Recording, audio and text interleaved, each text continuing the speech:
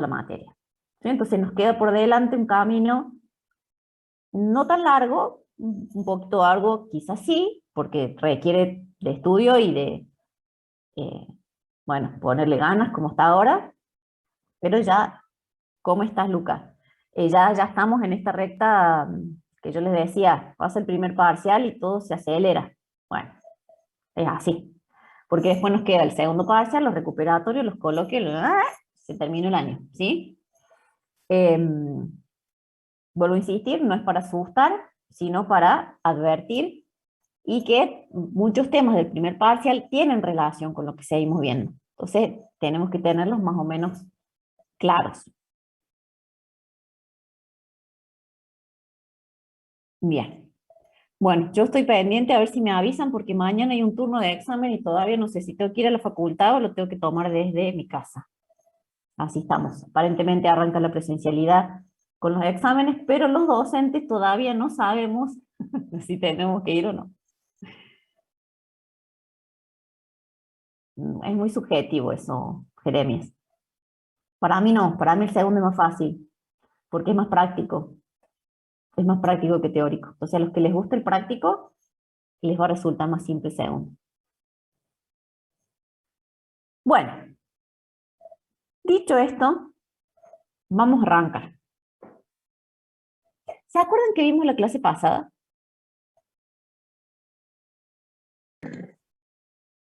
¿Soluciones? Bien, vimos solución. Tal cual. Fíjense que ya desde los temas que estamos viendo para el segundo parcial, ya se dan cuenta que es más práctico. O sea, nosotros vimos la parte de líquidos, bueno, que tenía mucho que ver con fuerzas intermoleculares, seguimos con soluciones, y ahí vimos unidades de concentración, vimos ese laboratorio como virtual que yo les había mostrado, pero bueno, eh, eso llevado al cálculo es lo que más que nada vemos en soluciones con algunos conceptos teóricos. Vamos a seguir avanzando en los estados de la materia y vamos a entrar a sólidos. Entonces, clasificación, propiedades, etcétera, etcétera. Voy a presentarles la pantalla ya, me dejo tanta charla y arrancamos con los contenidos.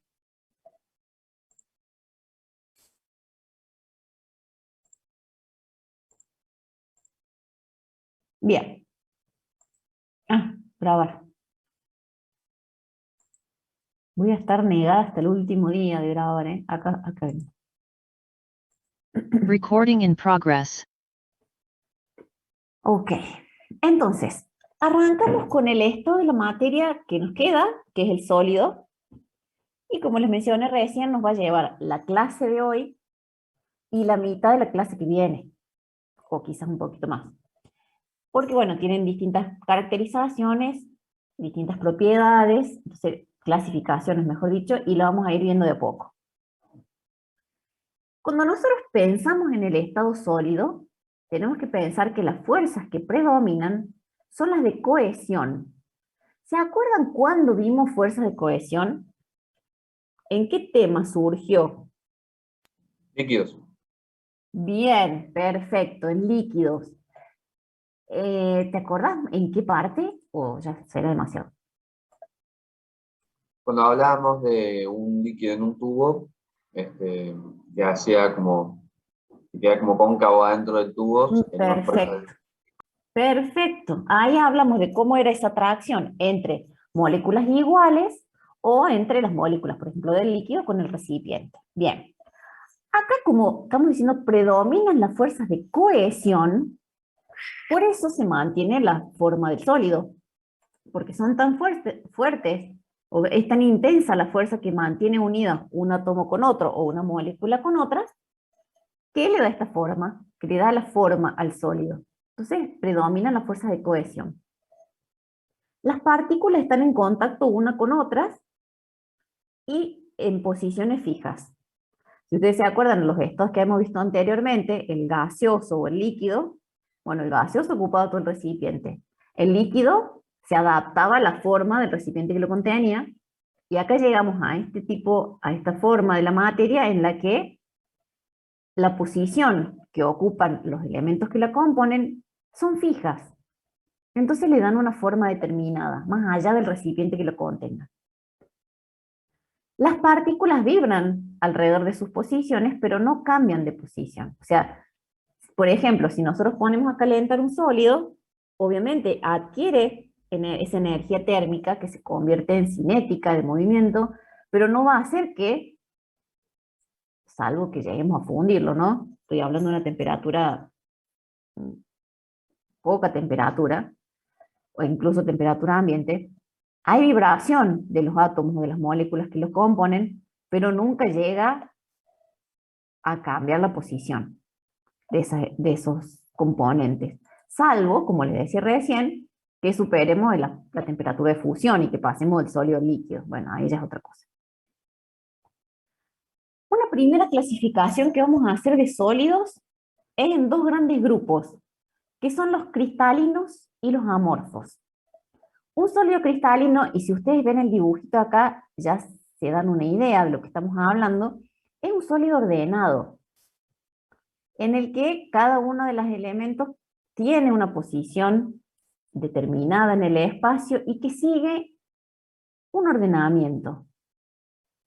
Tiene una distribución tridimensional regular de largo alcance.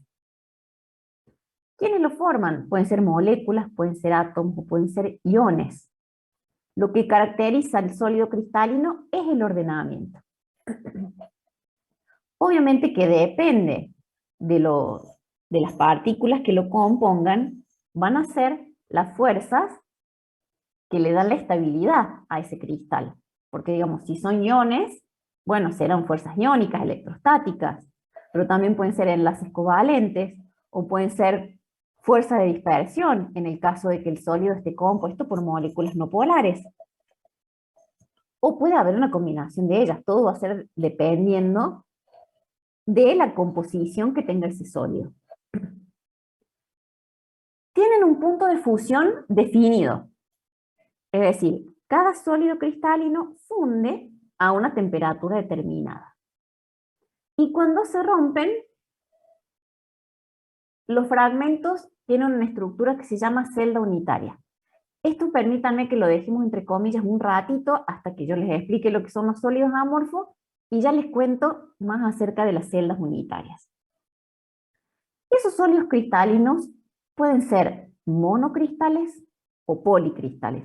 Ya la palabra me da un indicio de cómo están compuestos esos sólidos cristalinos, o por un solo cristal o por muchos cristales. Bien, esto ya lo vamos a desarrollar. Primero estamos haciendo una clasificación general y ya vamos a ir a lo particular. Cuando hablamos de un sólido amorfo, recuerden que amorfo significa sin forma. La antítesis del cristalino no tiene ordenamiento definido, ni orden molecular de largo alcance. No tienen una estructura tridimensional como tienen los cristalinos. En general, los sólidos amorfos suelen ser mezclas de moléculas. Eso hace que no tengan un punto de fusión determinado como los cristalinos, sino que funden en un rango de temperaturas. Ejemplos de sólidos amorfos pueden ser el vidrio, la goma, el caucho, los plásticos, algunos, no todos, la manteca. Bueno, son sólidos amorfos, ¿sí? Tienen justamente como característica principal el desorden de las partículas que las componen. Recuerden que cuando nosotros estamos dibujando o representando el sólido como unas esferas, pero esas esferas pueden ser iones, pueden ser átomos, pueden ser moléculas, ¿sí? Es como para diferenciar el ordenamiento estructural. Ahora fíjense un ejemplo típico. Nosotros dijimos que según la estructura, los sólidos pueden ser amorfos o cristalinos. Ahora, tenemos un mismo compuesto como es el óxido de silicio, que dependiendo del tratamiento que se le haga, puede dar como consecuencia un sólido cristalino o un sólido amorfo. ¿A qué voy con esto? Si se tiene el dióxido de silicio fundido y se le hace un tratamiento térmico, digamos, de enfriamiento en realidad, lentamente y controlado, las moléculas se acomodan formando un sólido cristalino que se llama cuarzo. Obviamente que también existe cuarzo natural, ¿no? Ahora, si ese óxido de silicio se enfría de manera rápida y brusca, no le da tiempo a acomodarse a las moléculas del dióxido de silicio y la resultante es un sólido amorfo, que en este caso es el vidrio. Entonces, fíjense cómo un mismo compuesto, dependiendo cómo sea tratado térmicamente, termina dando o un sólido cristalino o un sólido amorfo. Yo recién les mencioné y les pedí que dejáramos entre comillas esto de la celda unitaria, porque lo iba a desarrollar un poquito más adelante. Bueno, acá estamos. Yo les mencioné, fíjense, vuelvo un cachitín, acá, cuando dijimos el sólido cristalino, tiene un punto de fusión definido y tienen sus fragmentos, tienen una estructura que los caracteriza. Esa estructura es la celda unitaria. ¿Qué es entonces la celda unitaria? Es la mínima porción que tiene ese sólido y que lo representa en su totalidad. Es decir, el ordenamiento que tiene es tal que si uno aislara una porción para su estudio, es representativa del todo ese material. Entonces es como si fuera un mosaico, digamos, en esta estructura regular y ordenada que se aísla para su estudio. Es una pequeña porción de él, pero que representa el todo. Es una estructura repetitiva de largo alcance y que estudiando las propiedades de esa estructura que uno aísla para estudiar básicamente, podemos obtener las propiedades de todo ese sólido. Ahora, esas celdas unitarias son diferentes de acuerdo al sólido y de acuerdo a los átomos que formen parte de ese sólido. Y es así como cada átomo de la tabla periódica tiene, los sólidos, una estructura regular determinada. Tienen una celda unitaria particular. Y en realidad es esto que decíamos recién, cómo se acomodan esos átomos en el espacio. Y bueno, hay distintos tipos de celda unitaria, distintos patrones de ese mosaico que veíamos recién. Y las que nosotros vamos a mencionar son la cúbica simple, en la que si uno se imagina o aísla un cubito para su estudio, es como que hubiera un átomo en cada uno de los extremos de ese cubo. También puede ser que el sólido tenga una estructura de celda unitaria cúbica centrada en el cuerpo. Fíjense la diferencia con esta. Que además de tener un átomo en cada vértice, tiene un átomo al centro. Y otra opción es cúbica centrada en las caras. Cuando está centrada en las caras, tenemos un átomo en cada uno de los vértices y un átomo en cada una de las caras de ese cubo. Disculpe, profe. Sí. No entendí bien qué sería una celda. Nada, ¿qué sería una celda? Una celda unitaria es una porción del sólido que representa su totalidad. Esa porción tiene una estructura determinada de acuerdo a la composición que tiene el sólido. En la tabla periódica, por ejemplo, el sodio tiene una forma de cristalizar determinada, el magnesio otra. Eso nos determina también qué densidad tiene ese material. Porque fíjense, no es lo mismo un material cuyas estructuras están en una cúbica simple que en una cúbica centrada en las caras. Acá tengo muchos más átomos. Esto es una porción del sólido representativa. Eso es una celda unitaria. Que lo representa en su totalidad, más allá que uno estudie una porción. Ese patrón se repite. Entonces, la mínima estructura que caracteriza a ese sólido es la celda unitaria. ¿Se aclara? Bien. Entonces, fíjense que vamos a tener materiales menos densos en el caso de la celda unitaria cúbica simple, o más densos, en el caso de cúbicas centradas en las caras.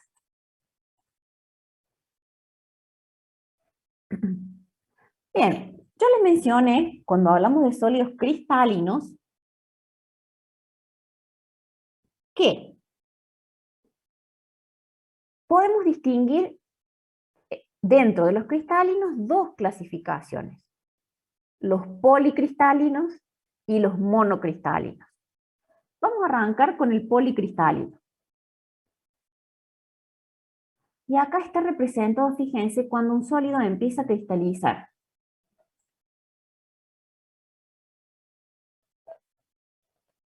Si nosotros tenemos un líquido que empieza a solidificar, se empiezan a formar pequeños cristalitos, digamos. Se empiezan a juntar las moléculas y empiezan a pasar del estado líquido al estado sólido. Eso significa que empiezan a cristalizar. En cada uno de esos puntos que empiezan a cristalizar, empieza a crecer los fragmentos. Fíjense en la parte, este es el punto inicial, digamos, en el que empieza a solidificar. El punto B es en el que alrededor de ese punto de cristalización se empiezan a formar lo que se llaman granos, que también empiezan a crecer y a crecer hasta que se empiezan a juntar uno con el otro. Esta es una secuencia de crecimiento no controlada, es decir, a una temperatura determinada empiezan a formarse esos granos hasta que llegan a formar este sólido. Cada uno de esos granos tiene una orientación determinada en función de cómo creció. Y cada uno de esos granos es un cristal individual. ¿Cómo se orienta cada? Y bueno, eso es al azar, porque nada controló cómo crecía ese sólido. Entonces lo hizo de manera no controlada y el sólido resultante termina teniendo esta forma, en la que la distribución de esos granos está al azar. A esto se le llama sólido policristalino, porque es como que tiene muchos cristales unidos. Esos cristales surgen entonces de empezar a solidificar, crecer cada vez más, hasta que se termina, ya no quedan partículas de líquido, sino que todo está sólido. Y fíjense acá, está la diferencia entre la orientación en un sólido amorfo y en un sólido policristalino, en el que hay muchos granos. El que vamos a ver ahora es el monocristalino. ¿Qué pasa en el monocristalino? Y bueno, acá hay un control sobre el cristal, sobre la solidificación. Entonces ya no crecen muchos granos al azar, sino que es un solo grano que crece en determinada dirección. La estructura que tiene es única, tridimensional y se repite en el espacio. Es como que es un único gran cristal. Ya no tengo todos esos otros granos que fueron creciendo al azar. El arreglo es perfecto y se extiende en una sola dirección sin interrupción. Este tipo de sólidos se fabrican para determinadas aplicaciones, como es por ejemplo barras de silicio que se usan en semiconductores. La solidificación de estos materiales es controlada para lograr que el silicio tenga las características deseadas. Entonces, en cuanto al monocristalino, es mucho más compleja su formación porque es un solo cristal que crece en determinada dirección y que va a tener determinadas características. Ahora, hasta acá nosotros mencionamos sólidos cristalinos y amorfos, y dentro de los cristalinos hablamos de policristalinos o monocristalinos. Ahora, dependiendo cómo sea ese sólido, va a ser qué propiedades tenga. Y cuando hablo de propiedades, vamos a centrarnos en estas dos principales ¿Qué son la isotropía y la anisotropía? Bueno, ¿qué es esto? Fíjense del dibujo, uno ya puede deducir, y de la palabra iso, ¿qué es iso?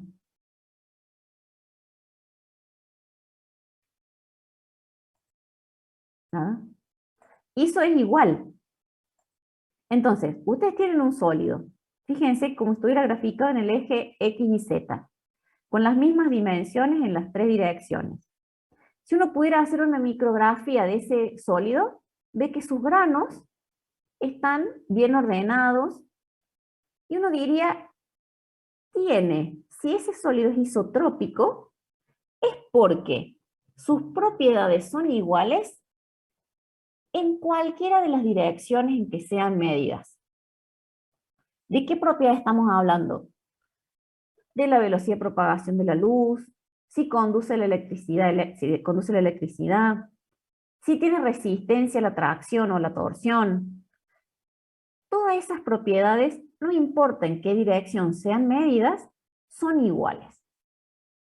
Ahora, si tenemos un sólido en el que, de acuerdo a cómo se haga la fuerza, tiene distinta resistencia a romperse, no estamos hablando de un sólido que tiene las mismas propiedades en todas sus direcciones, sino que estamos hablando de un sólido que es anisotrópico. No es isotrópico, digamos. ¿Por qué? Y bueno, porque sus propiedades varían. Fíjense el dibujo. Tenemos granos que son alargados, que predominan en esta dirección, entonces no van a tener las mismas propiedades en cualquier dirección que sea medida. Y fíjense, el ejemplo que les pongo acá es la mica. Me imagino que lo deben conocer cuando van al río. Esas capitas, digamos, brillosas que al sol nos encandilan. Bueno, esa sustancia no es lo mismo romperla en una dirección que en otra. La fuerza que tenemos que aplicar para poder romper esas lajitas de mica no es igual en una dirección que en otra. Eso es un sólido anisotrópico. Otro ejemplo típico es el níquel, que no se imanta de la misma forma en una dirección que en otra. Se tiene características magnéticas determinadas de acuerdo a la dirección de ese sólido. Entonces, la diferencia es clara. En el isotrópico, no importa cómo midamos la propiedad de ese sólido, no nos da el mismo valor. En el sólido que es anisotrópico, no es igual medirlo en un sentido que en otro. Cambian sus propiedades, cambian la fuerza que hay que aplicar para romperlo, cambia cómo refleja la luz, de acuerdo a si la luz incide sobre la superficie de una manera o de otra. Imagínense la mica que estamos hablando, no es lo mismo tener que la luz le dé a la mica de lleno, digamos, a que si la ponemos paradita y la luz le dé al costado, digamos, las capitas, no es lo mismo cómo va a reflejar la luz. Esas son propiedades que hacen que un sólido sea isotrópico o anisotrópico. Entonces, llevando estos conceptos a los monocristales y a los policristales, podríamos decir que el monocristal tiene una anisotropía específica. ¿Por qué? Porque el monocristal creció ordenadamente en una dirección, que le va a dar características particulares en esa dirección en la que el sólido creció.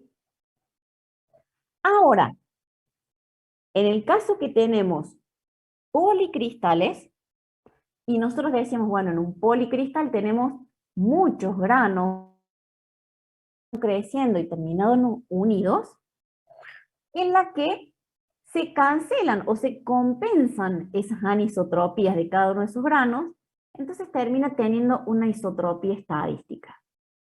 El policristal tiene las mismas propiedades en todas sus direcciones porque ese ordenamiento al azar de los granos, cada uno con su anisotropía, se va compensando. Entonces ya no puedo distinguir un comportamiento en particular, sino que se termina comportando como un sólido isotrópico. Por eso son muchos términos nuevos, pero bueno, no desesperen.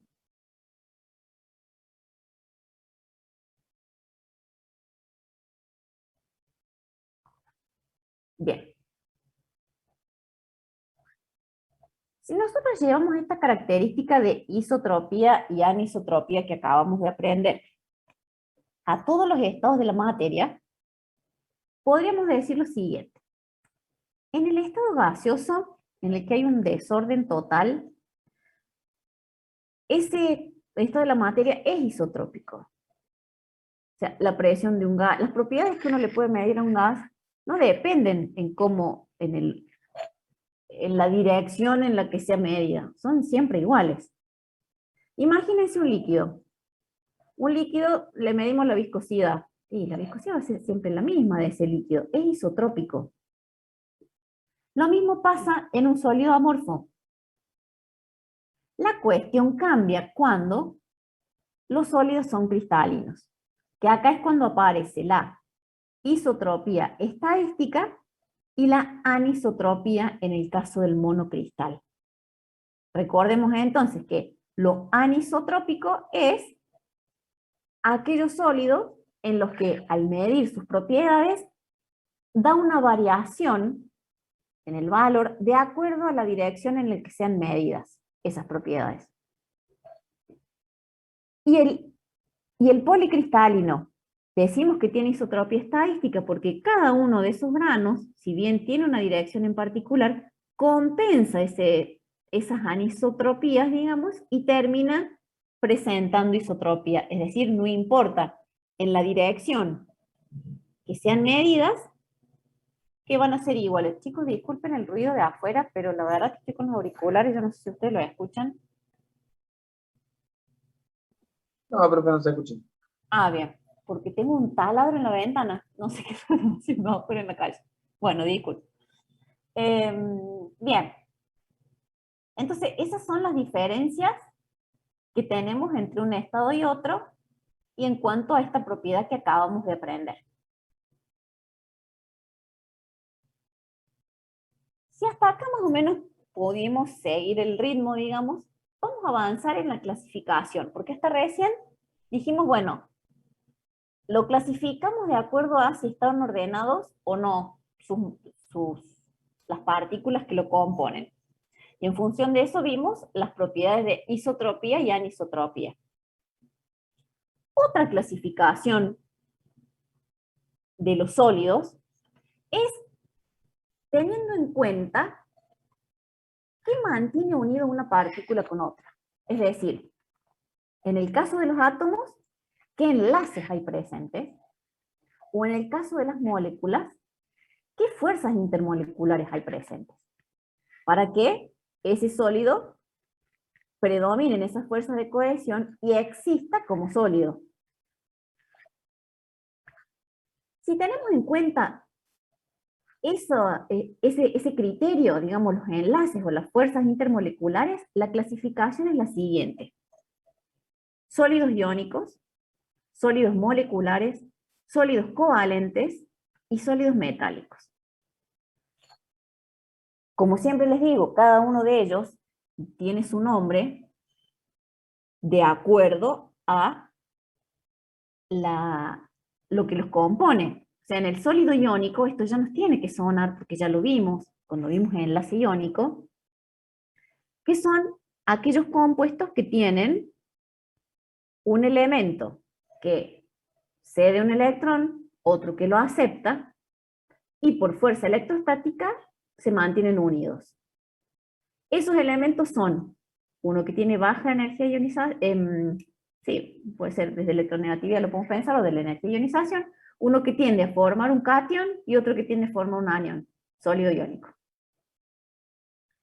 En el caso de los moleculares, ambos, o sea, todos los que lo forman, tienen alta electronegatividad. Bien, y ahí, acá lo importante, y que voy a hacer hincapié, es en que no nos confundamos entre los sólidos moleculares y los sólidos covalentes, porque por ahí metemos la pata en eso. Cuando hablamos de sólidos covalentes, es específicamente sólidos que lo forman elementos del grupo 4. Y en el caso de los sólidos metálicos, bueno, son metales, esto también lo vimos cuando vimos el enlace metálico, y son elementos que tienen baja electronegatividad. Son elementos que fácilmente ceden ese electrón último que no tienen tan fuertemente atraído, y forman esos cationes inmersos en el mar de electrones. Vamos a ver cada uno entonces. Esta tablita nos da ideas generales de cada uno de los tipos de sólidos de los que vamos a estudiar. Fíjense, cuando hablamos de sólidos iónicos, en esta primera columna tenemos el tipo de cristal, en esta segunda, qué unidades lo constituyen, lo forman, qué fuerzas de atracción existen para que ese sólido se mantenga unido, las partículas, qué propiedades tiene y algunos ejemplos.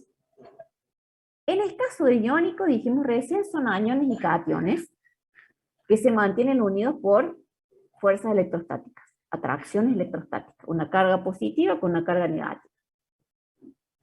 Y estas propiedades, como les mencionaba recién, ya las vimos en el enlace iónico, pero las volvemos a repetir. Son duros, pero son frágiles. Tienen altos puntos de fusión. Acá les pongo aproximado, no es para que se lo aprendan de memoria ese número. Aquellos que son solubles en agua producen soluciones conductoras. Todo lo que mencioné acá lo vimos en el enlace. Simplemente recordar esto. Como sólido lo conduce. Ahora, si se solubiliza en agua, ahí ya sí es una solución conductora, pero sólido no. Y algunos ejemplos, fíjense, las sales, de un óxido acá de magnesio, cloro de sodio, sulfato de cobre, óxido de magnesio.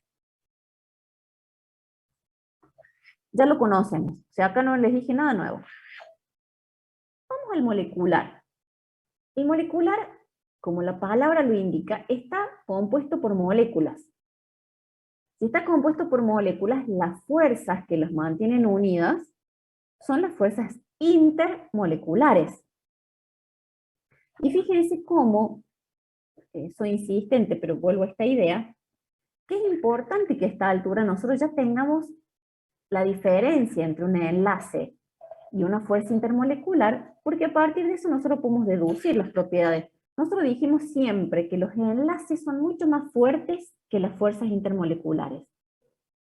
Por lo tanto, las propiedades de los compuestos moleculares difieren de los iónicos, porque las fuerzas que los mantienen unidos son claramente muy distintas.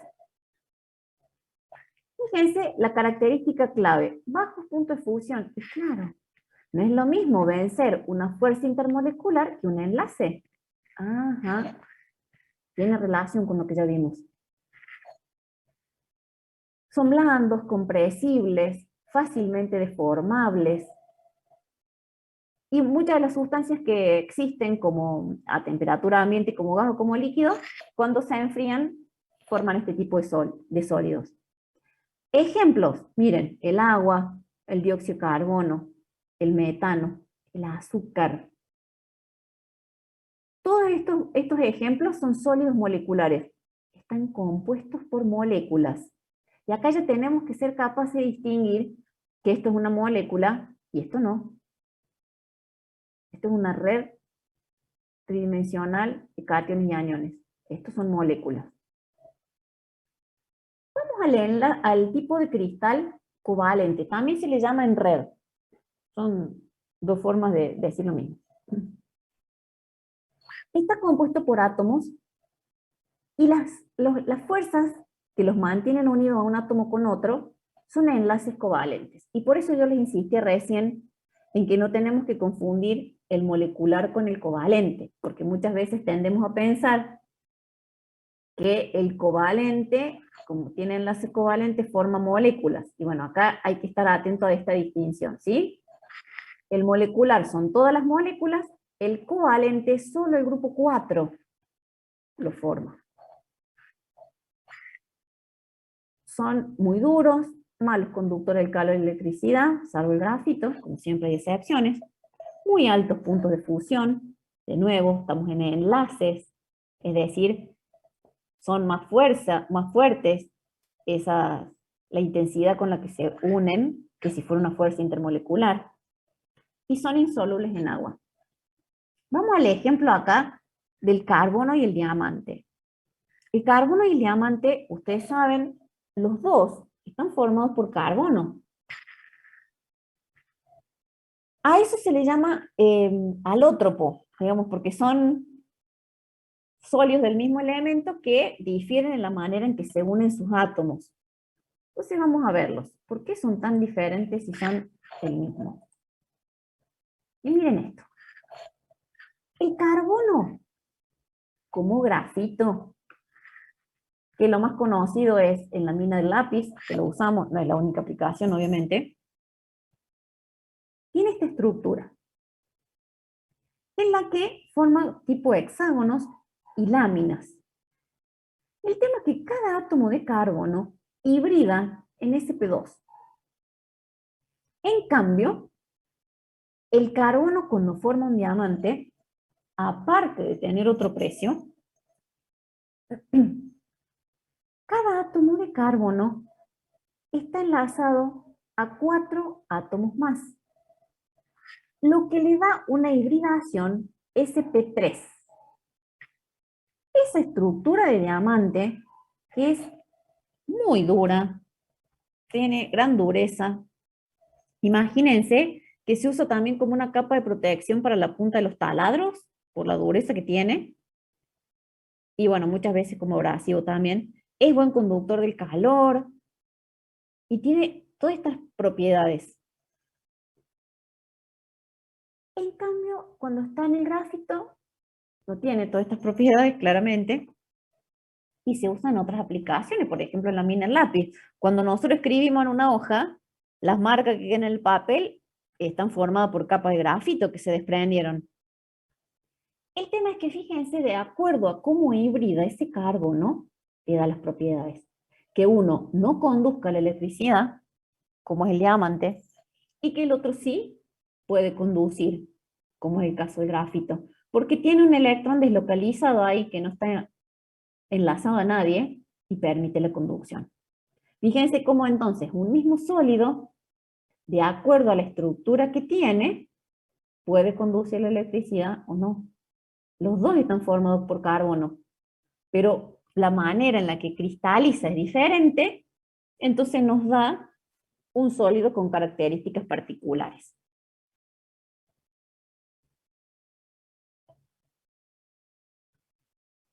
Bien, entonces, covalente, grupo 4. Los ejemplos más comunes, diamante y grafito, bueno, el silicio es otro, y ya lo vamos a ver en la clase que viene el silicio. Ahora, el que nos queda es el metálico, y en este, como me acuerdo en la clase de enlace que yo les dije, les dejo el enlace metálico para el final porque es el más simple, acá nos pasa igual. En el metálico está compuesto por átomos que tienden a formar cationes, porque su último electrón está débilmente atraído, entonces permite esta estructura que esos electrones estén deslocalizados y se forme lo que se llama un mar de electrones. ¿Qué características tienen? Y bueno, hay algunos que son blandos, otros muy duros, pero lo que sí los caracteriza es que son buenos conductores del calor y la electricidad. Son insolubles en agua y bueno, tienen un rango de puntos de fusión, o sea que no sería una característica que nos haga distinguirlo de otro, pero sí que conduce la electricidad sólida. Ejemplos de ellos: cobre, hierro, aluminio, metales en general, que forman ese tipo de enlace metálico. ¿Cómo vamos hasta acá?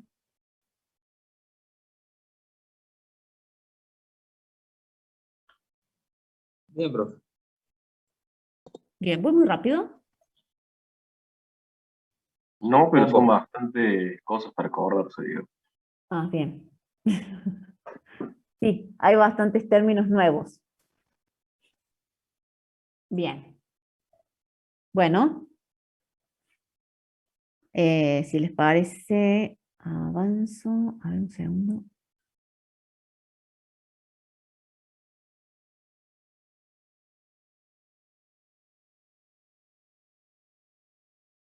Bien, vamos. Este ya lo... Esperen que me estoy... sí, sí, sí. Bien, si esto más o menos nos quedó claro, la parte de sólidos, quiero que pasemos a otra parte de esta unidad de sólidos, que para mí es bastante más linda, y no tiene tantos términos, bueno, sí tiene algunos términos que nos tenemos que acordar, pero que le vamos a ver una aplicación. ¿Qué significan las iniciales LCD? ¿Les suena de haberla escuchado en algún lado? Las pantallas LCD. Bien, ¿y sabemos qué es? O sea, nos suenan las pantallas. ¿Y qué será? ¿Qué significa LCD?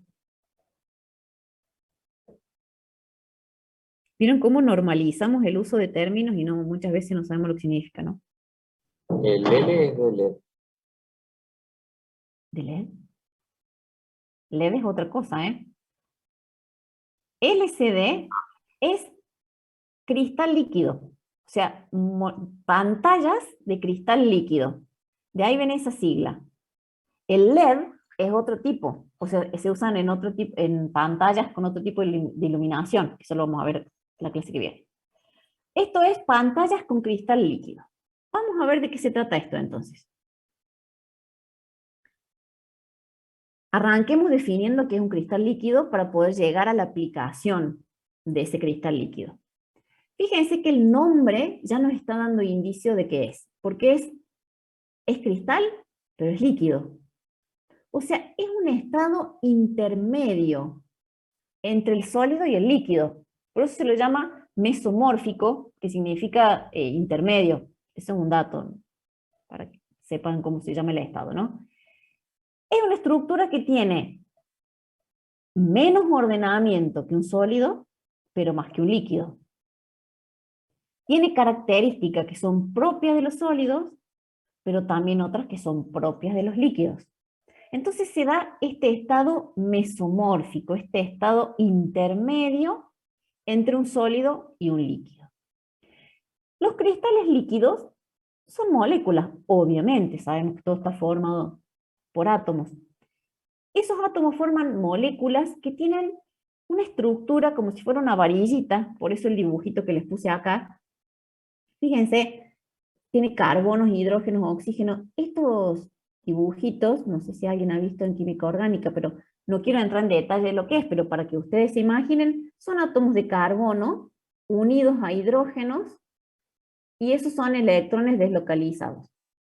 Son estructuras químicas que por la forma que tienen las vamos a representar como si fuera una varillita. ¿Sí? Por eso de ahora en más van a ver estas estructuras así alargaditas son las moléculas de cristal líquido. Esas moléculas tienen un nombre particular que se les llama calamíticas y son alargadas y rectilíneas por la estructura que tienen. Lo importante acá es que por la estructura que ellas tienen son las propiedades que vamos a estudiar hoy y que les da la aplicación particular. Un cristal líquido es dependiente de la temperatura. Ustedes recuerden que estamos diciendo que estamos en un estado intermedio entre el sólido y el líquido. Le afecta la temperatura, porque a medida que aumenta la temperatura tiende el líquido. Y a medida que disminuye la temperatura tiende a solidificarse. Hay un rango de temperaturas en la que él existe como cristal líquido. Con ese ordenamiento intermedio entre un estado y el otro.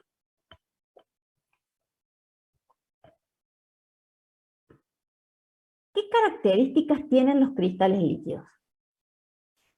Dos características particulares, especiales, únicas, que son la actividad óptica y la polaridad.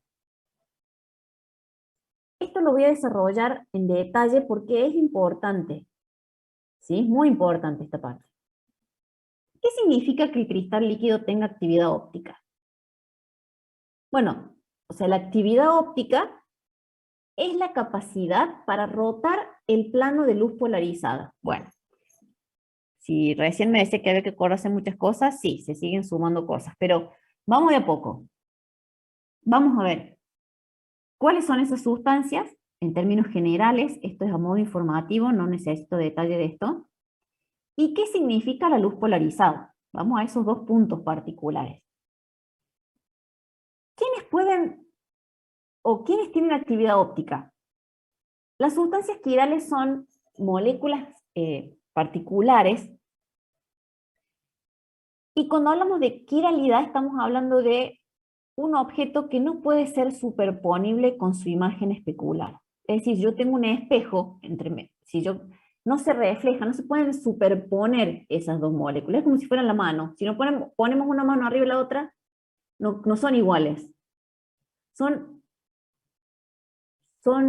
quirales, digamos. Esto es una característica propia de determinadas moléculas, no importa qué moléculas sean, estoy hablando en términos generales, pero que tengan esa composición les va a permitir rotar el plano de la luz polarizada. Vamos ahora sí, y esto sí me interesa más, ¿qué es el tema de la luz polarizada? Ustedes saben que la luz viaja en todas las direcciones. Un polarizador... ¿Qué es imagen? ¿Qué es imagen especular? Perdón. Sí, es lo mismo que no simétrica, Mauricio, lo que está poniendo en el chat.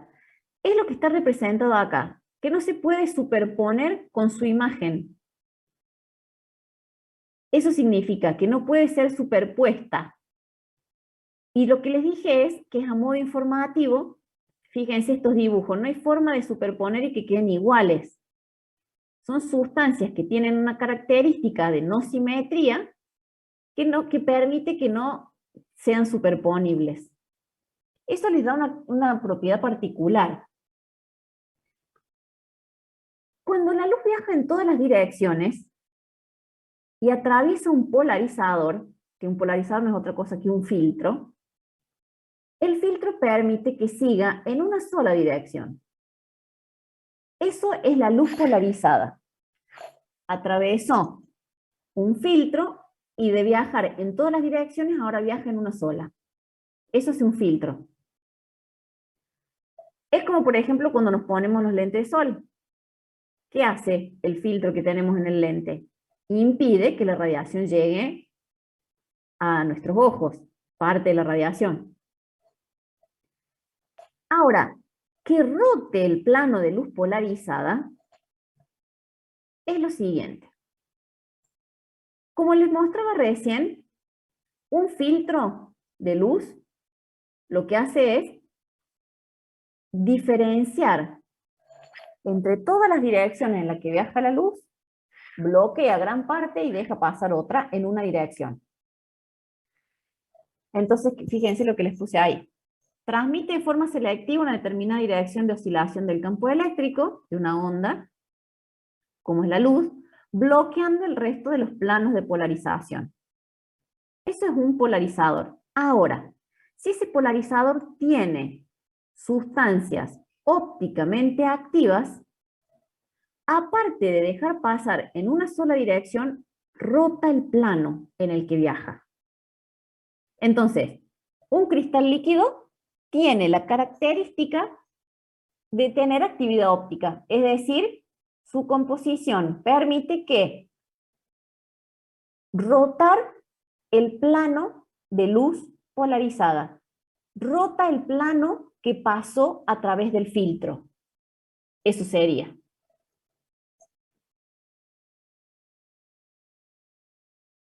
Entonces, fíjense, si nosotros tenemos una fuente de luz, en la que, fíjense, viaja en todas las direcciones, atraviesa un primer filtro, que le vamos a llamar polarizador vertical. Ahora, de viajar en todas las direcciones, solamente pasa la que el filtro le permite. Pasa en esta dirección. Acá está representado como si fuera una rejilla, como para que se nos haga la idea de que filtra, que deja pasar una parte y otra no. Esa luz se encuentra con sustancia que es ópticamente activa. ¿Qué hace esta sustancia ópticamente activa? Estas moléculas rotan el plano de luz polarizada. Venía viajando en esta dirección, al atravesar la sustancia ópticamente activa, se rota el plano. Esa rotación va a permitir que pase o no por un segundo analizador o polarizador. El rayo que emerge después de haber atravesado la sustancia activa está en otro ángulo. Ya no viaja en la misma dirección que el que fue polarizado. Van a ver que de a poquito vamos a ir construyendo estos conceptos. Yo sé que son muchas cosas nuevas, pero van a ver cómo de a poco le vamos a ir encontrando el sentido. Yo les dije, las características que tienen los cristales líquidos son dos. Una es la actividad óptica, que el tema de la quiralidad es accesorio, ¿sí? Lo que más me interesa es que entendamos es que una sustancia es ópticamente activa cuando permite girar el plano de luz polarizada.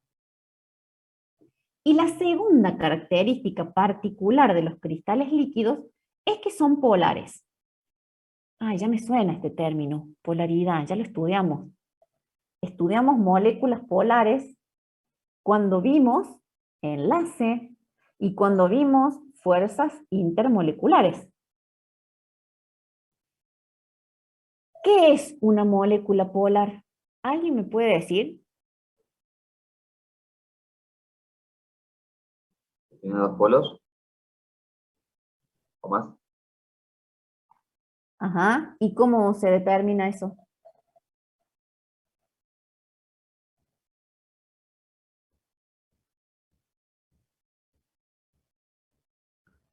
Imagínate que tienes una molécula que tiene 4 átomos. ¿Cómo sé si es polar o no? ¿Cómo sé si tiene 2 polos? ¿Cuál es el parámetro que veíamos para la polaridad de las moléculas? Ah, está, eso que ya pasó el primer parcial, ¿no? De ahí los resultados. Ajá, y esa distribución de cargas.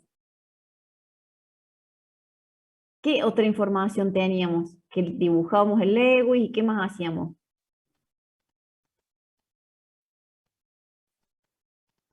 El momento dipolar. El momento dipolar. El momento dipolar es la sumatoria de esos vectores que si la molécula era simétrica se anulaban y si no era simétrica o si tenía electrones sin compartir en el átomo central nos da una resultante. Eso es una molécula polar. De ahí puedo distinguir los polos. Esas moléculas polares tienen la característica que si se las ubica en un campo eléctrico, se van a ordenar si el campo está cerrado. Si el campo está desordenado, bueno, las moléculas tendrán su ordenamiento aleatorio de acuerdo a cómo están los polos, pero lo que hace la conexión de un campo eléctrico es que ordenar las moléculas con los polos negativos hacia la placa positiva y los polos positivos hacia la placa negativa. Esa característica la tienen los cristales líquidos. Son moléculas polares. Voy a seguir preguntando lo que es la polaridad de una molécula hasta la última clase.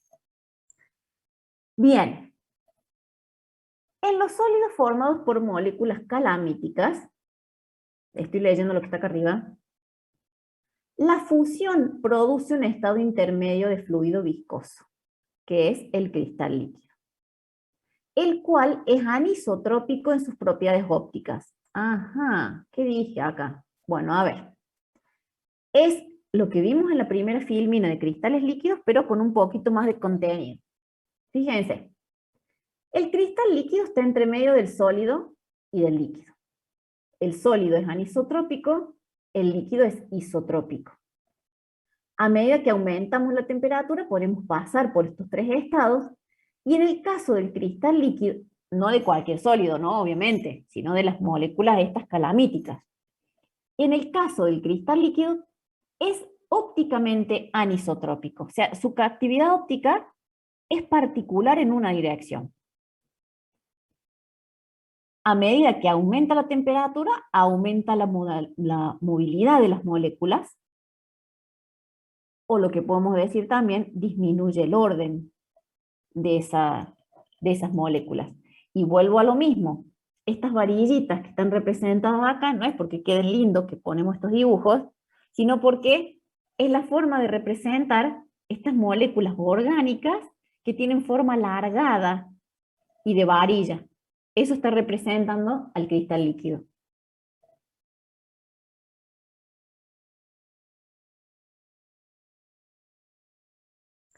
Bien. Así se llaman. Así se llaman. Calamíticas es su nombre. Fíjate, voy a retroceder un poquitín. Acá. Ese tipo de moléculas se les llama calamíticas.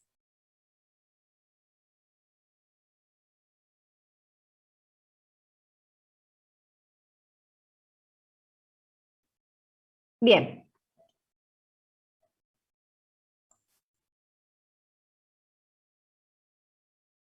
Fíjense si esos cristales líquidos están formando, esos cristales líquidos, volvemos a lo mismo, ¿no?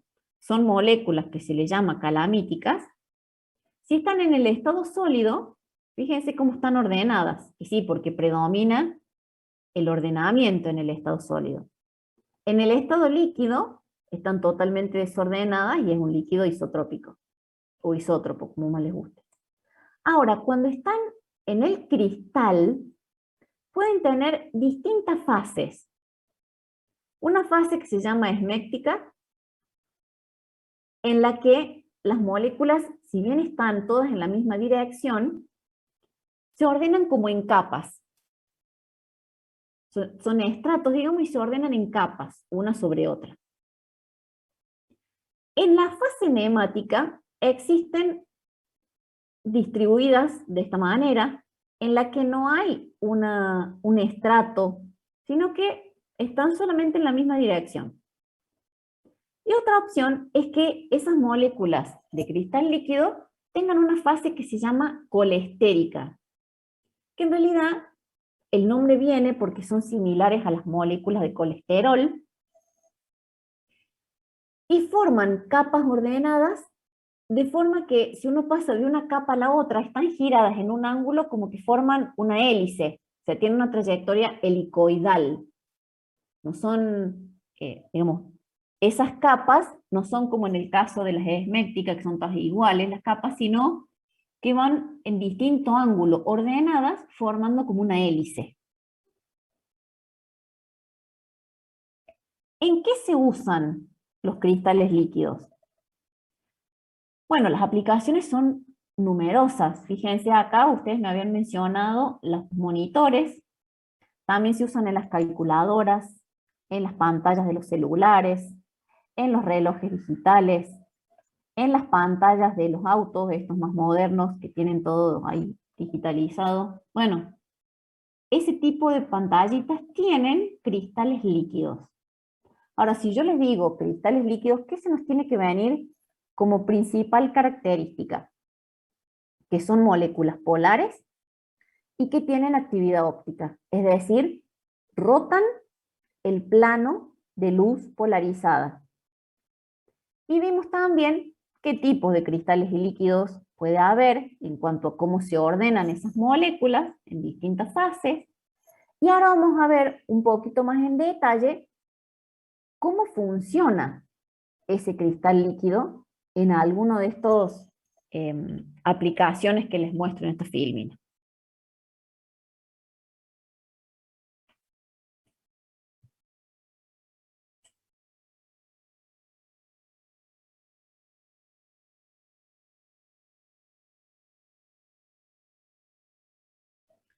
Bien.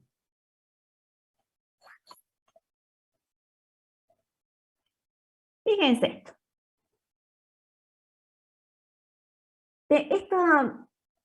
zona verdecita está representando la zona en la que está el cristal líquido y que están las varillitas que decíamos recién, que son estas moléculas calamíticas, ¿sí?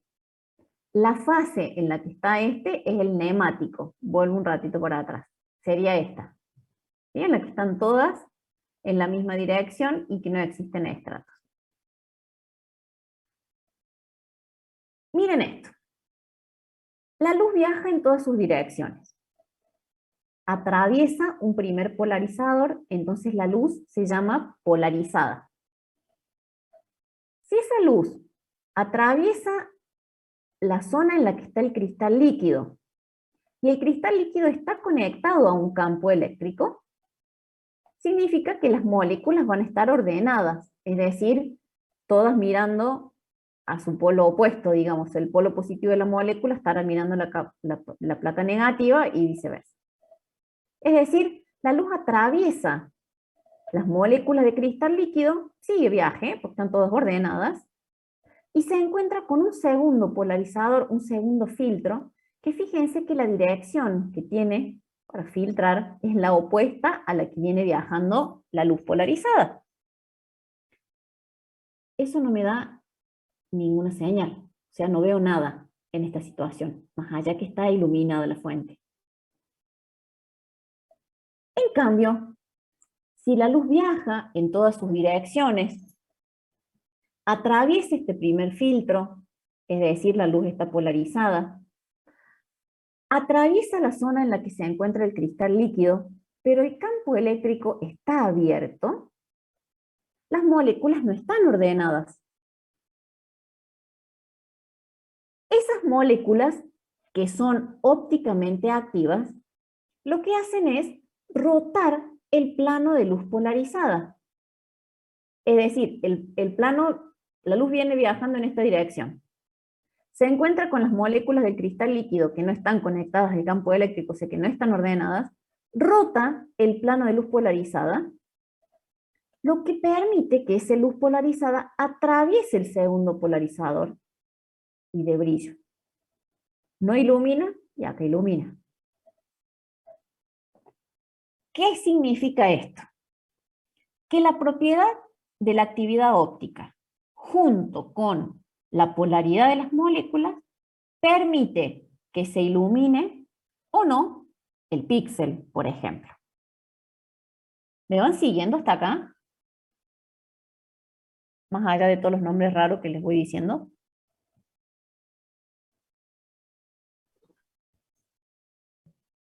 Sí, profe. Gracias por responder. Vamos a ir avanzando y van a ver que de a poquito lo van a ir entendiendo mejor. Vamos al monitor. Bueno, acá es un monitor, está medio viejo, pero no importa. Vamos al blanco y negro y después vamos al color. ¿Cómo será entonces que ese píxel llega a ser iluminado? Acuérdense que cuando nosotros vimos teoría atómica y vimos tubo de rayos catódicos, analizamos cómo funcionaban los monitores que tenían los tubos catódicos. Bueno, ahora nos estamos modernizando. Estamos viendo los monitores que tienen cristal líquido. Ya no tienen el tubo de rayos catódicos, tienen cristal líquido. ¿Qué pasa en este tipo de monitores, televisores, etcétera? Tenemos una capa lo más atrás posible, que es emisora de luz blanca. Es la capa que ilumina. Esa luz viaja en todas las direcciones y atraviesa un primer filtro, que se le llama polarizador. Ese filtro hace que, de todas las direcciones en las que viene viajando, avance en una sola dirección, porque las otras las filtró. Si avanza la luz, se encuentra con la porción, esto pasa en cada píxel, por favor, seamos conscientes de esto. Se encuentra con la porción de cristal líquido. Si ese cristal líquido que está entre sus placas conductoras está abierto, la luz gira el plano de luz polarizada, porque dijimos, Los cristales líquidos tienen la propiedad de ser ópticamente activos, es decir, rotar el plano de luz polarizada cuando no está cerrado el circuito. Rotan el plano de luz polarizada, lo que permite que atraviese el segundo polarizador. Se ilumina el píxel. Ahora, ¿qué pasa si la luz que viaja en todas sus direcciones atraviesa el polarizador, sigue viaje en una sola dirección, se encuentra con el cristal líquido, en la que esa porción está conectada al campo eléctrico? O sea, hay tensión acá. O sea que sus moléculas están ordenadas. Entonces la luz atraviesa sin que le pase nada, porque están todas las moléculas de cristal líquido ordenaditas, sigue viaje y se encuentra con un segundo polarizador que tiene el sentido opuesto de filtro al que viajaba la luz.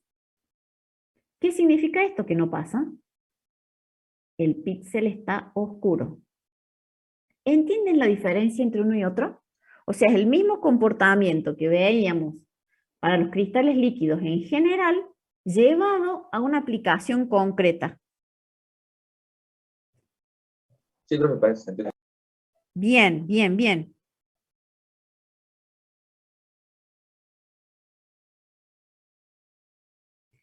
Ese es un monitor en blanco y negro. ¿Qué pasa si es un monitor a color? ¿Qué diferencia hay? No, todos tienen, vuelvo a la pregunta que está en el chat, ¿no? Todos tienen esa conexión, o sea, todas las porciones de cristal líquido que hay en cada píxel están entre dos plaquitas eléctricas. Eso se maneja electrónicamente, que se cierre o se abra cada campo de ese píxel.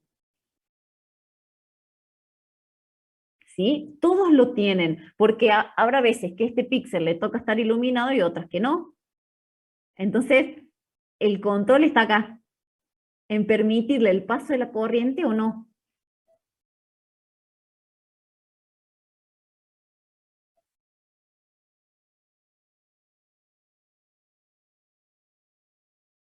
En el caso de los color, puede ser que tenga un filtro para azul, otro para verde y otro para rojo.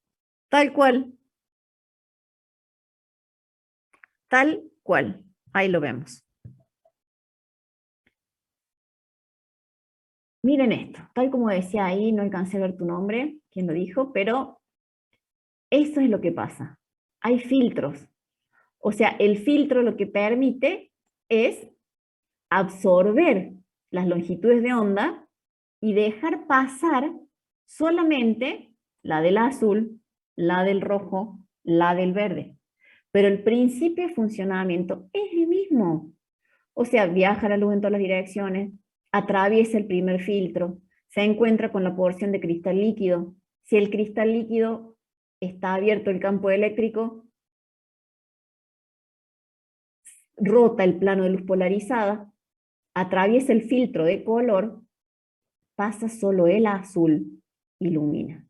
Ahora, es impresionante. Yo les digo la verdad que esto lo doy todos los años, pero me sigo maravillando de que esos 3 micro rectángulos forman un píxel.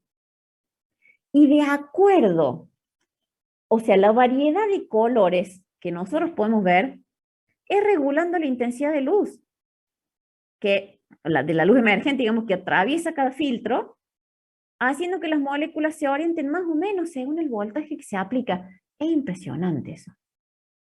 Y la combinación de esos colores termina siendo el color del píxel. Pero digamos, puede ser, y acá está el ejemplo de lo que les mencionaba, que de acuerdo a la intensidad de luz que deje pasar, porque es de acuerdo a cuánto voltaje se le dé a ese píxel, digamos, será que pasa a lo mejor más rojo, menos verde, el azul no pasa, entonces termina formando el color que vemos. Es maravilloso para mí esto, y es una de las aplicaciones que más me gusta contarles porque es como muy concreto. Lo usamos en los celulares, en los monitores, en los televisores. Y si vamos al punto, esto lo permite, además de la electrónica, la química de ese cristal líquido, que de acuerdo a las propiedades que tiene, y vuelvo a insistir, polaridad de la molécula y actividad óptica, permite rotar el plano de luz polarizada o no, de acuerdo si está conectado al campo eléctrico o no. ¿Conocían esto? No, yo pensé que eran lucecitas muy chiquitas, se ponían adentro de un piso. Bueno, está bien, pero lo que vos mencionas tiene que ver con los LED, que eso lo vamos a ver la clase que viene, y que es de cómo se ilumina de atrás el monitor. Eso es la diferencia. Pero es impresionante para mí el desarrollo que hay atrás de esto, ¿no? Nosotros nos acostumbramos a ver un monitor LED, LCD, perdón, o la pantalla del celular, y todo lo que hay detrás para que nosotros podamos ver los colores y demás. Claro, en realidad, claro, lo que estás mencionando en el chat, el LED es como se ilumina de atrás el monitor o el televisor, pero el cristal líquido existe. Nada más que acá nosotros estamos viendo con una luz blanca, que puede ser un tubo fluorescente, digamos. Una pregunta. Sí, O sea que depende de la cantidad de carga que se le dé a el cristal líquido, depende de qué color va a salir. claro, porque va a depender cuánto le permite que roten esas moléculas y cuánta luz pase. Entonces le va a dar la intensidad al color. Nosotros con el blanco y negro vimos sí o no, digamos, lo ilumina o no lo ilumina. En el caso del color, aparte de los filtros, está que se puede modificar la intensidad de luz que pasa, que atraviesa ese filtro y le da mayor intensidad al color. Ya, ¿eso, profe? No, de nada. Bien, esto está como más, bueno, no se ve. Así que no, es al vicio que lo ponga. Les voy a subir esto como modo de presentación para que puedan ver las animaciones, que está lindo, cómo va iluminando, cómo atraviesa y cómo llega a nuestros ojos, digamos. Y acá están los LED, que era un poquito lo que ustedes mencionaban, que son esos puntitos de luz, que, ¿por qué digo que los voy a explicar la semana que viene? Porque son tipos de semiconductores. Entonces, cuando veamos la clasificación de los sólidos en función de sus propiedades eléctricas, ahí vamos a ver los LED. ¿Qué pasa en una calculadora? Fíjense que esto también está lindo porque vieron que ahora muchas de las calculadoras son de bajo consumo, entonces utilizan la luz de afuera para poder, una vez que la aprendemos, que las podamos utilizar. Y en realidad el principio de funcionamiento es igual porque tiene un cristal líquido. ¿Se olvidaron alguna vez la calculadora o el celular al sol? ¿O son tan cuidadosos que nunca les pasó? ¿O adentro del auto? ¿Nunca? No que me acuerdo. Bueno, a mí sí, me pasó varias veces. Y la calculadora, uno después le tocaba la pantallita y hacía como todo, no sé, poco definida, los números. Porque qué había pasado ahí con el celu? Bueno, por ahí los celus más viejos, a lo mejor ustedes son muy jóvenes ya. Esa deformación tenía que ver con la temperatura del cristal líquido. A mayor temperatura, esos cristales líquidos van perdiendo esa propiedad de ordenamiento y se asemejan más a un líquido. Entonces es un desastre porque no se termina de ver bien el número formado por la temperatura elevada a la que fue sometido. Bueno, menos mal que no les pasó nunca. O sea, Tengan usted cuidado dice con eso. cuando, por ejemplo, vos ibas y tocabas la pantalla, es como que se deformaba el número o algo así. Sí, sí. Ah, ya sé que lo ve, sí. Puede ser por deformación solamente o por temperatura. Pero el Sí, celular lo he visto. Calculadora sí, no. tal cual. El celular viejo Tal sí. cual. y se hace todo como un blandito, digamos, pero lo que está pasando es que adentro el cristal líquido está sufriendo el efecto de la temperatura. Bien, fíjense, acá está el ejemplo de la calculadora, en la que ingresa la luz en todas sus direcciones, es filtrada o polarizada por este primer filtro, entonces pasa en una sola dirección.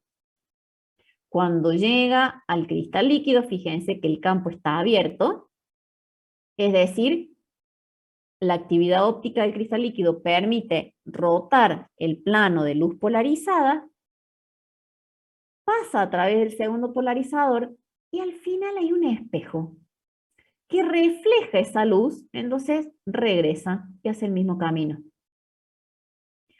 Cuando ingresa la luz, pero está cerrado el circuito, no logra reflejarse en el espejo, por lo que no hay retorno. Es, por ejemplo, fíjense acá, la formación de las figuras mediante la aplicación del voltaje en determinadas zonas. Entonces está en algunas zonas oscuro y en otras no, por efecto del cristal líquido que esté conectado o no al circuito eléctrico. Otra propiedad muy usada y cada vez más en la actualidad para termómetros con cristales líquidos. En estos casos son termómetros, hay de mayor precisión, pero nosotros en el laboratorio, por ejemplo, usamos directamente los de mercurio, ¿sí? Todavía la confianza está puesta más en el mercurio que en estos nuevos desarrollos, pero estos para unas temperaturas aproximadas sirven, son como unas tiritas plásticas, no sé si los conocen, que tienen, se lo usa sobre todo para medir la temperatura de los niños, por ejemplo, porque no reviste peligro que se rompan, y al contacto iluminan el número de la temperatura corporal. ¿Cómo funciona esto? Bueno, funcionan con moléculas de cristal líquido que son colestéricos, son esas que yo les mencionaba que son como helicoidales, tienen forma de hélice, y que de acuerdo a la temperatura se modifica el paso de la hélice. Es como si fuera un resortito que está más ajustado o menos ajustado y que de acuerdo con ese paso de hélice va a ser el color que refleja. Entonces, se ilumina la temperatura, el número de la temperatura, en la cual hay un cristal líquido que es activado a esa temperatura. Y se ilumina ese número. Es fantástico. Este tipo de termómetros cada vez están más usados por la poca peligrosidad que reviste su uso. Tienen sus incertidumbres, digamos, pero se están desarrollando cada vez mejores para que permitan el uso y nos dé una idea sin tener que usar mercurio de una temperatura aproximada.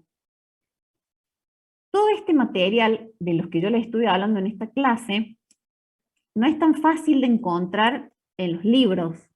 ¿Sí? Yo ahí les dejo de dónde saqué las imágenes y este material está en internet, que es una profe que era de la UTN, que es también la autora de uno de los libros que yo les sugerí como bibliografía recomendada, por si quieren profundizar un poco más respecto a lo que estuvimos charlando.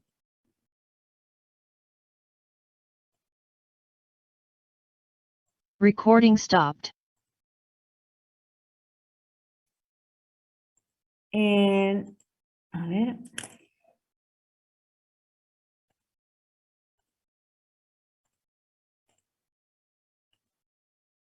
Bien. Por la hora me doy cuenta que fui bastante rápido, pero eso sería lo que yo tengo para la clase de hoy, en cuanto a contenidos, ¿sí? Nosotros, ¿por qué no avanzó? Porque vienen otras nuevas clasificaciones en las que nos tenemos que meter y que, si bien estuve 1 hora y media hablando, hay conceptos en los que los tenemos que asimilar. ¿sí? Nombres nuevos, propiedades de isotropía y anisotropía, clasificación de sólidos. Y el tema de cristal líquido es interesante, ¿sí? Que lo estudien, que lo entiendan y que puedan explicar el comportamiento de por qué un píxel puede ser iluminado o no, ¿sí? O puede tener color o no. Esos fundamentos son importantes en esta materia, sobre todo porque es una aplicación concreta de un tema y que por ahí es la forma de que no sea tan pesada esta materia, sino que buscarle una aplicación concreta. Entonces, vamos a cortar nosotros ahora. La clase que viene, vamos a terminar con sólidos, con otra clasificación, y ahí vamos a ver los monitores LED, que era lo que ustedes charlábamos recién, y avanzar con la parte de cinética química. ¿Sí? ¿Alguna pregunta que tengan? ¿Algo que haya quedado más allá que tengan que estudiar después? ¿Que haya quedado mío? Sí, Bueno, decime. Hasta el día de hoy, ¿cuál sería el termómetro, por ejemplo, de mejor precisión? Para mí el de mercurio. Pero eso es muy subjetivo, porque la dilatación del mercurio tiene características muy estudiadas hasta el momento. Incluso yo le creo más a ese que el digital. Pero capaz que es muy personal la respuesta, ¿no? Tendríamos que ver el grado de incertidumbre de cada uno. Nosotros tenemos termómetros en el laboratorio que miden, por ejemplo, hasta 25 grados y tenés un detalle en la escala que te permite muy aproximar la temperatura llegar a saber. En el digital, bueno, tiene otras cuestiones. Y estos de cristal líquido, me parece que está en desarrollo todavía esta tecnología. Si bien, a ver, para distinguir si una persona tiene fiebre, si tiene 39 o tiene 36, sirve. Ahora no te puedo decir que tiene 37,2 o tiene, ¿me entendés? Entonces es un rango en el que sirve, porque lo que no les dije es que cada número tiene un cristal líquido determinado que se activa a esa temperatura. Entonces tiene mucho desarrollo el termómetro, pero tiene un margen, digamos, en el que a lo mejor va de un grado en un grado, no la precisión de un 0, ¿ah? Claro, entiendo, sí, sí. Pero bueno, está interesante. Yo he visto a mi cuñada perseguir a mi sobrina con el termómetro acá en la cabeza y está bueno. Y no tienes que estar pensando en que tiene algo que se puede romper, o bueno, el digital es otra opción, ¿no? profe, serían dos preguntas. La primera Sí, sería, ¿puede ser que la presión atmosférica modifique a la precisión del termómetro de mercurio?